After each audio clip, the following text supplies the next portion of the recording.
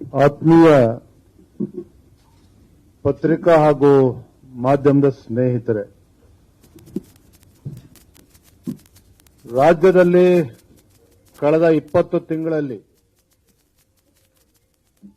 ಅಂದರೆ ಕಾಂಗ್ರೆಸ್ ಸರ್ಕಾರ ರಾಜ್ಯದಲ್ಲಿ ಅಧಿಕಾರಕ್ಕೆ ಬಂದಾಗಿನಿಂದ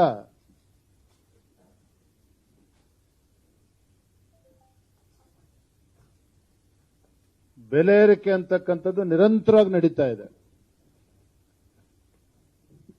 ಪೆಟ್ರೋಲ್ ಇರ್ಬೋದು, ಪೆಟ್ರೋಲ್ ಡೀಸೆಲ್ ಇರ್ಬೋದು, ಸ್ಟಾಂಪ್ ಡ್ಯೂಟಿ ಇರ್ಬೋದು, ಹಾಲಿನ ದರ ಇರ್ಬೋದು, ಮೆಟ್ರೋ ದರ, ಅಂದ್ರೆ ಸಾಮಾನ್ಯ ಜನರಿಗೆ ಬರೆ ಎಳೀತಕ್ಕಂಥ ಕೆಲಸವನ್ನ ಸಿದ್ದರಾಮಯ್ಯ ನೇತೃತ್ವದ ಕಾಂಗ್ರೆಸ್ ಸರ್ಕಾರ ಮಾಡ್ಕೊಂಡು ಬರ್ತಾ ಇದೆ. ಇದರ ಪರಿಣಾಮ ಏನಪ್ಪಾ ಅಂತ ಹೇಳಿದ್ರೆ, ಬಹುಶಃ ಭಾರತ ದೇಶದಲ್ಲೇ ಅತ್ಯಂತ ದುಬಾರಿಯಾದ ಜೀವನವನ್ನ ಈ ನಾಡಿನ ಜನ ನಡೆಸುವಂತಹ ದುಸ್ಥಿತಿಗೆ ಇವತ್ತು ಈ ಕಾಂಗ್ರೆಸ್ ಸರ್ಕಾರ ನಿರ್ಮಾಣ ಮಾಡಿದೆ. ಇಡೀ ದೇಶದಲ್ಲಿ ಅತ್ಯಂತ ದುಬಾರಿಯಾಗಿರ್ತಕ್ಕಂಥ ಜೀವನವನ್ನ ಬಹುಶಃ ನಾವು ಸೇವಿಸ್ತಕ್ಕಂಥ ಗಾಳಿಯನ್ನ ಒಂದು ಬಿಟ್ರೆ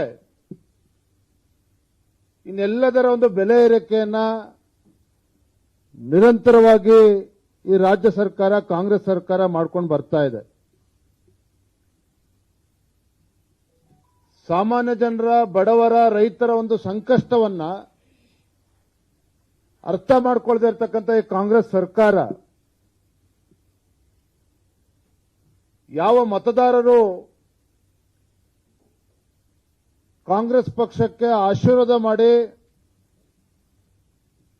ಅಧಿಕಾರಕ್ಕೆ ತಂದಿದ್ದಾರೆ, ಆ ಮತದಾರರಿಗೆ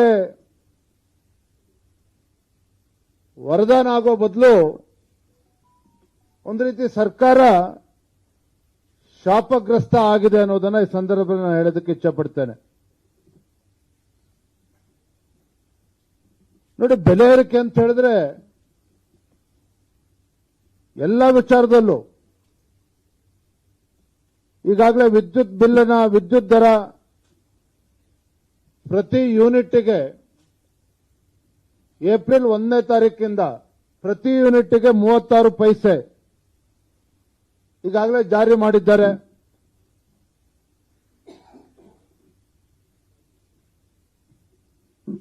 ಹಾಲಿನ ದರ 3 ಬಾರಿ ಏರಿಕೆಯನ್ನು ಮಾಡಿದ್ದಾರೆ. ಆಗಸ್ಟ್ 1, 2023ರಲ್ಲಿ 3 ರೂಪಾಯಿ ಜಾಸ್ತಿ ಮಾಡಿದರೆ,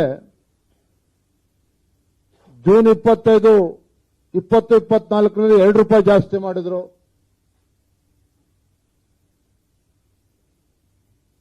ಈಗ ಮತ್ತೆ 4 ರೂಪಾಯಿ ಜಾಸ್ತಿ ಮಾಡಿದ್ದಾರೆ.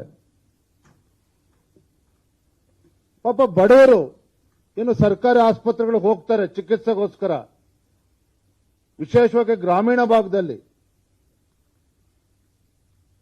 ಅಲ್ಲೂ ಕೂಡ ವೈದ್ಯಕೀಯ ವೆಚ್ಚ ಹೆಚ್ಚಾಗ್ತಾ ಇರ್ತಕ್ಕಂಥದ್ದು ಕೂಡ ತಾವೆಲ್ಲರೂ ಕೂಡ ಗಮನಿಸಬೇಕು.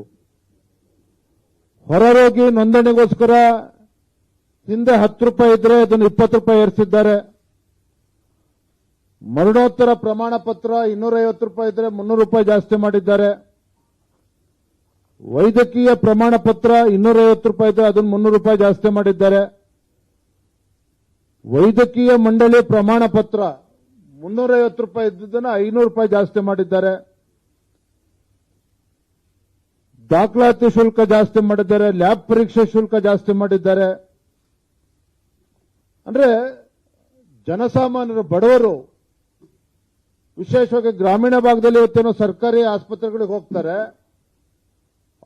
ಅವ್ರಿಗೂ ಕೂಡ ಬರೆ ಎಳೀತಕ್ಕಂಥ ಕೆಲಸ ಈ ರಾಜ್ಯ ಸರ್ಕಾರ, ಕಾಂಗ್ರೆಸ್ ಸರ್ಕಾರ ಮಾಡಿದೆ.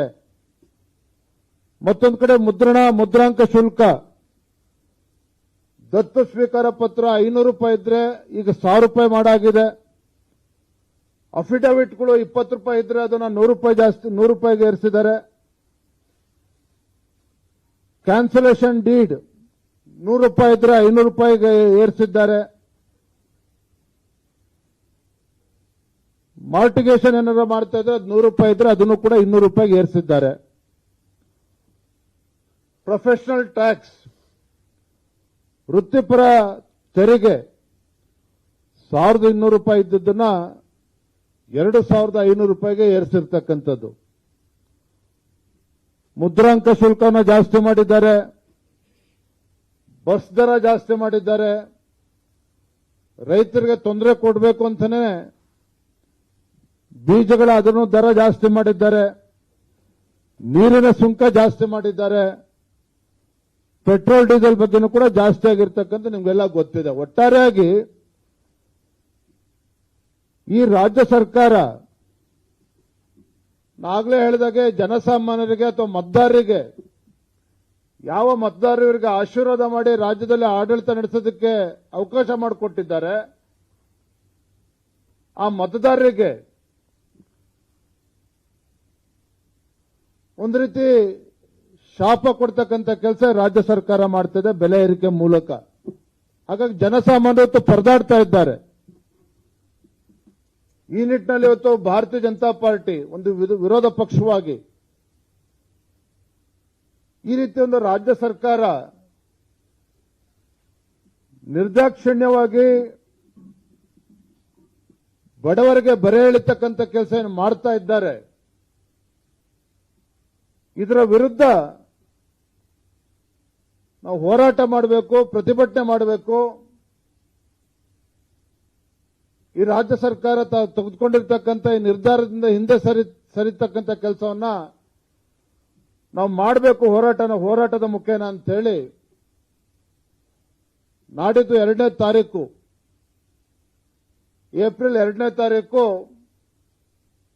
ಬೆಂಗಳೂರಿನ ಫ್ರೀಡಂ ಪಾರ್ಕ್ನಲ್ಲಿ ಬೆಳಗ್ಗೆ 11 ಗಂಟೆಗೆ ನಮ್ಮ ಅಹೋರಾತ್ರಿ ಧರಣಿ ಪ್ರಾರಂಭ ಆಗ್ತದೆ. ಈ ಒಂದು ಅಹೋರಾತ್ರಿ ಧರಣಿನಲ್ಲಿ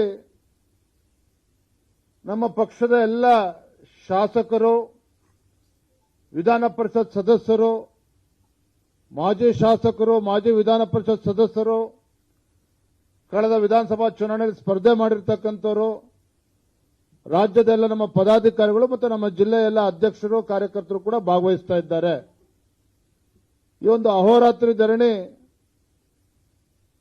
2ನೇ ತಾರೀಕು ಬೆಳಗ್ಗೆ 11 ಗಂಟೆ ಪ್ರಾರಂಭ ಆಗ್ತದೆ. ತದನಂತರದಲ್ಲಿ ಯಾವ ರೀತಿ ಇದನ್ನು ತುದಿ ಮುಟ್ಟಿಸಬೇಕು ಅದನ್ನು ನಾವು 2ನೇ ತಾರೀಕು ನಿಶ್ಚಯ ಮಾಡ್ತೇವೆ. ಅದಾದ ನಂತರದಲ್ಲಿ ಏಪ್ರಿಲ್ 5ನೇ ತಾರೀಕು ರಾಜ್ಯದ ಎಲ್ಲ ಜಿಲ್ಲಾ ಕೇಂದ್ರಗಳಲ್ಲಿ ಮತ್ತು ತಾಲೂಕುಗಳಲ್ಲಿ, ಮಂಡಲದಲ್ಲಿ ಎಲ್ಲ ನಮ್ಮ ಕಾರ್ಯಕರ್ತರು ಬೀದಿಗಿಳಿದು ಪ್ರತಿಭಟನೆ ಮಾಡ್ತಾರೆ, ಹೋರಾಟ ಮಾಡ್ತಾರೆ. ಈ ರಾಜ್ಯ ಸರ್ಕಾರದ ಜನವಿರೋಧಿ ನೀತಿಯನ್ನು ಅನುಸರಿಸ್ತಾ ಇದೆ. ಇದರ ವಿರುದ್ಧ ಹೋರಾಟವನ್ನು ಭಾರತೀಯ ಜನತಾ ಪಾರ್ಟಿ ಹಮ್ಮಿಕೊಂಡಿದೆ. 84ರಿಂದ 50 kg ಬಂದೆ, ಆಮೇಲೂ ಸಣ್ಣಗೆ ಫಿಟ್ ಆಗಿದ್ದೀನಿ. ಅದಕ್ಕೆ ನಾನು ಯೂಸ್ ಮಾಡ್ತಾ ಇರೋದು ಜೀನಿ ಸ್ಲಿಮ್. ಸಣ್ಣ ಆಗಕ್ಕೆ ಜೀನಿ ಸ್ಲಿಮ್ ಯೂಸ್ ಮಾಡದೆ ಹೆಲ್ದಿನೂ ಅದೇ. ನೀವು ಸಣ್ಣ ಆಗ್ಬೇಕಾ, ಹೆಲ್ದಿ ಆಗ್ಬೇಕಾ? ಹಾಗಿದ್ರೆ ಜೀನಿ ಸ್ಲಿಮ್ ಯೂಸ್ ಮಾಡಿ. ಸಣ್ಣ ಆಗೋದಕ್ಕೆ ಯಾವುದೋ ಪ್ರಾಡಕ್ಟ್ ಹೇಳ್ತಾ ಇದ್ದಾಳೆ, ಏನಾದರೂ ಸೈಡ್ ಎಫೆಕ್ಟ್ಸ್ ಇದೆ ಅಂತ ಯೋಚನೆ ಮಾಡ್ತಾ ಇದ್ದೀರಾ? ಖಂಡಿತ ಇಲ್ಲ, ಯಾಕಂದ್ರೆ ಇದು ಕೆಮಿಕಲ್ ಫ್ರೀ. ಸಣ್ಣ ಆಗಬೇಕು ಅಂದ್ರೆ ಜೀನಿ ಸ್ಲಿಮ್ ಯೂಸ್ ಮಾಡಿ. ಹೆಚ್ಚಿನ ಮಾಹಿತಿಗೆ ಕೆಳಗೆ ಡಿಸ್ಪ್ಲೇ ಆಗ್ತಿರೋ ನಂಬರ್ಗೆ ಕಾಲ್ ಮಾಡಿ.